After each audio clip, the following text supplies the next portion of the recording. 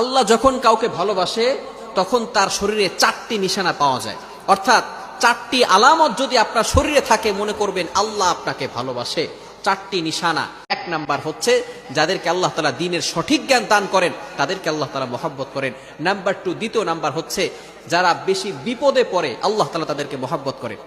যার শরীরে দেখবেন একের পর এক বিপদ আসতেছে, অসুস্থতা আসতেছে, বারবার বিপদ, একের পর এক বিপদ, একটা বিপদ যাওয়ার পর পরে আরেকটা বিপদ আসতেছে, আপনি হতাশ হবেন না প্রিয় ভাই। আল্লাহ তাআলা আপনাকে ভালোবাসেন। এই কোটি কোটি মানুষের ভিতরে আল্লাহ তাআলা আপনার প্রতি ফোকাস করেছেন, আল্লাহ তাআলা আপনাকে ভালোবেসেছেন বিধায় আল্লাহ পাক রব্বুল আলামিন আপনাকে বিপদ দিয়েছেন। মনে রাখবেন নবীদেরকে আল্লাহ তাআলা বিপদ দিয়েছেন। ইব্রাহিম আলাইহিস সালাম খলিলুল্লাহ এবং মিল্লাত আবিকুম ইব্রাহিম, যিনি সকল মুসলিম উম্মাহের সকল মুসলমানদের পিতা এবং সকল মুসলমানদের লিডার নেতা, সুতরাং ইব্রাহিম আলাইহিস সালামকে আল্লাহ তাআলা সবচেয়ে বেশি কষ্ট দিয়েছেন।